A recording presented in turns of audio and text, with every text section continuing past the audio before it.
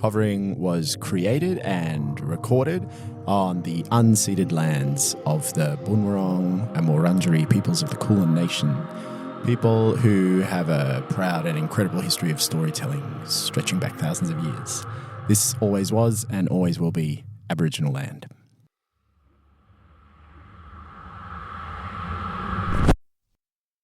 Hovering is intended for a mature audience. It contains strong language and adult themes, including references to sex and drug use. Listener discretion is advised.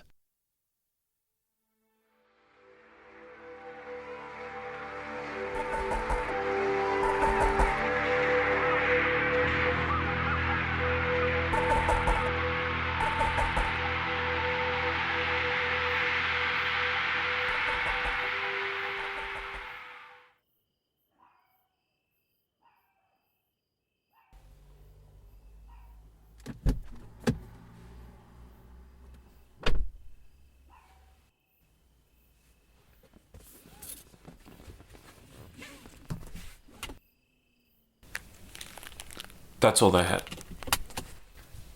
That's okay. Oat slice or something. Looks healthy. I'll save it for later.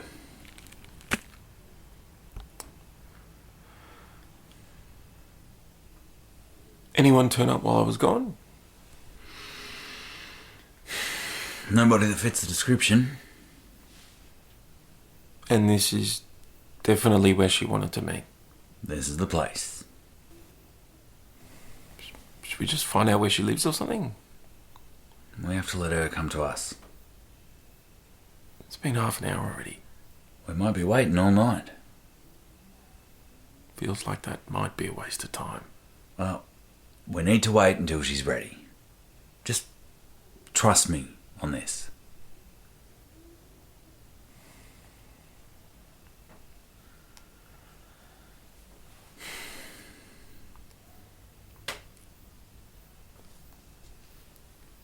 So how long have you been in the Sears for? 6 years now. Man! Okay, it takes that long to work your way up. There's no work your way up. If you don't want to, you don't come to meetings. If you find it useful, it's there. I've found it more useful than others. So now I'm more experienced and I take the lead in situations like these.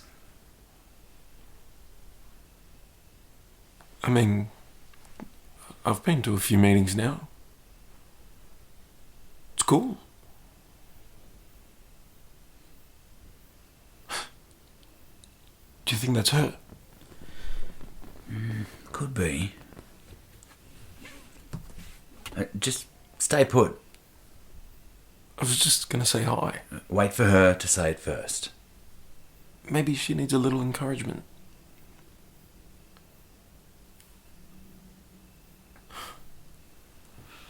You happy to stay here all night for nothing? We're showing Tenille that we're here for her when she's ready. All right.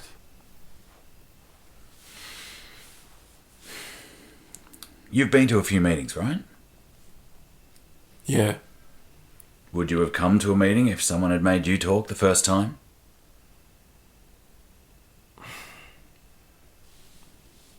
I guess I can see what you're getting at.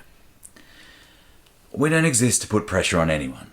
Okay? We exist so that people have someone to talk to when they want to. Whenever they feel like they want to.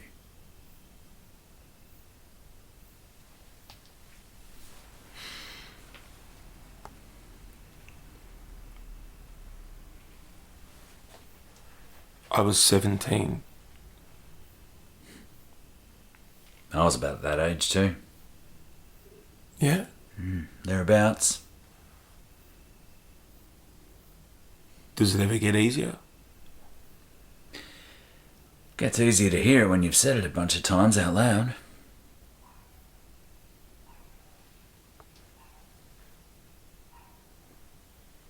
A bunch of us went fishing over Easter.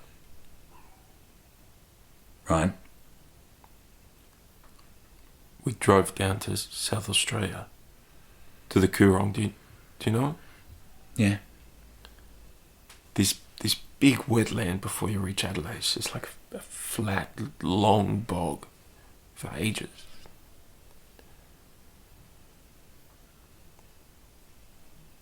So we were driving back at night through this national park, this kind of long, straight road. Nobody around. There's a servo and then nothing for kilometres. So we were driving through that. I was in the front passenger seat. My mate was driving, and then there were a couple of guys in the back. They were asleep. And I was just, kind of watching the road just roll out in front of us. Just the endless monotony of it. And then total darkness past the headlights.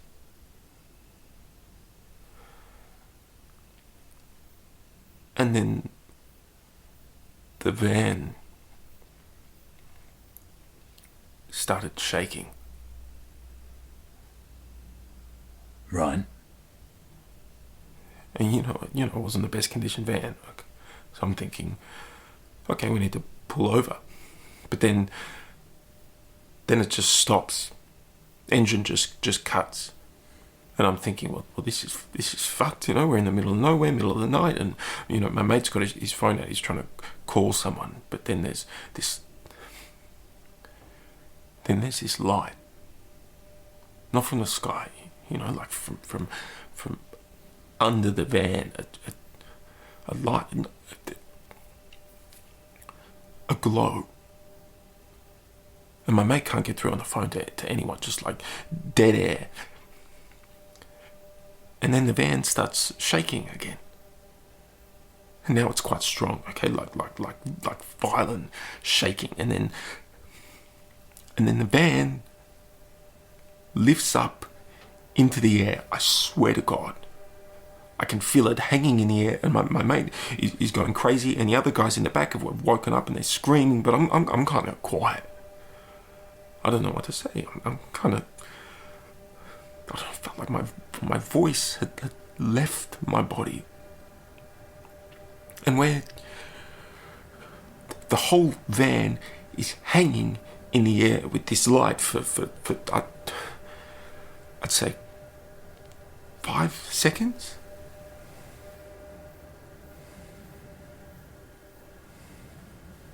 And then we drop onto the road again. So we make contact with the road, like there's an audible thud. So we were definitely off the ground. And then, just out of nowhere, the engine turns back on and headlights turn on and everything's right again, like nothing had happened. And my mate driving is freaking out. Okay, so then we pull over and get out of the car, and the phone's working again, so we report it to the roadside assistance people and just wait there for ages for someone to come check out the vehicle. But there's nothing physically wrong with it. It's working fine, but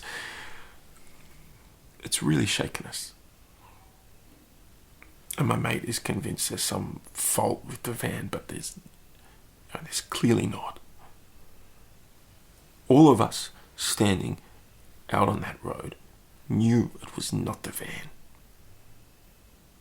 Right. But then, the longer we waited in the dark, and took turns taking naps before these roadside assistance guys turned up, it was like, the further we got from it, the easier it was to just pretend it was nothing.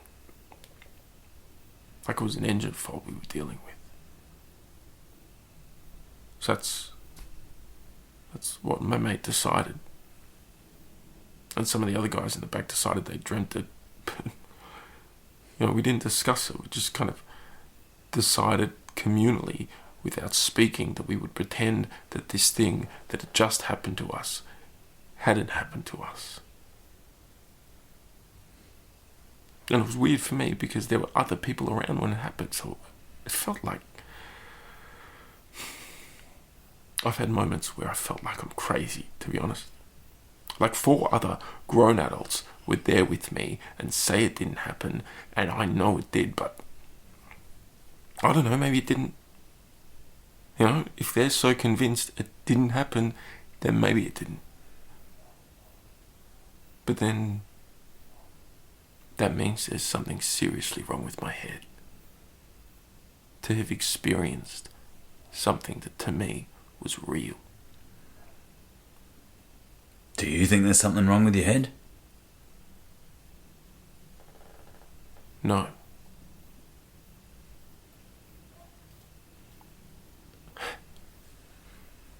I just couldn't get back on with my life without acknowledging that this thing that I'd experienced was real. I couldn't put it out of my head. It stayed there. And I Googled stuff. But only when I was alone. Because I was ashamed of it. I felt like a weirdo, you know? But when I found you guys, the idea that I could talk about this thing that I had been hiding, that I could talk about it with a bunch of people who might listen and get it, that meant a lot to me.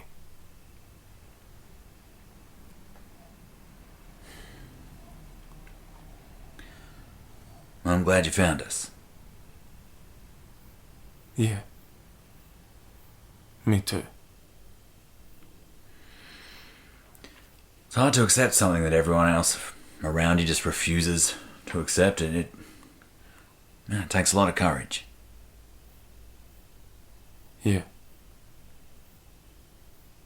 That's her.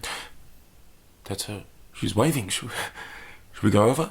Yeah, I think we should. Are you coming? I think she'd like to hear from you first. All right.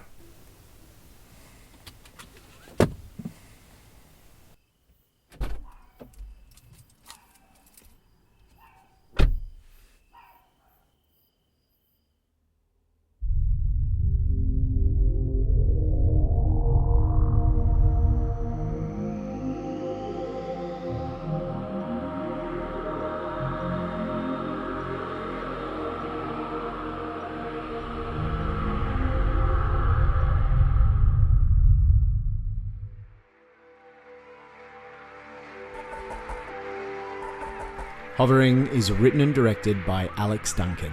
It was produced by Alex Duncan and Claire Frost. This episode was performed by Oliver Coleman and Ben Clement. Sound design and mixing by Claire Frost. Music by Audrey Vixen. Cover art by Phoenix Waddell. Full credits and more information available in our show notes.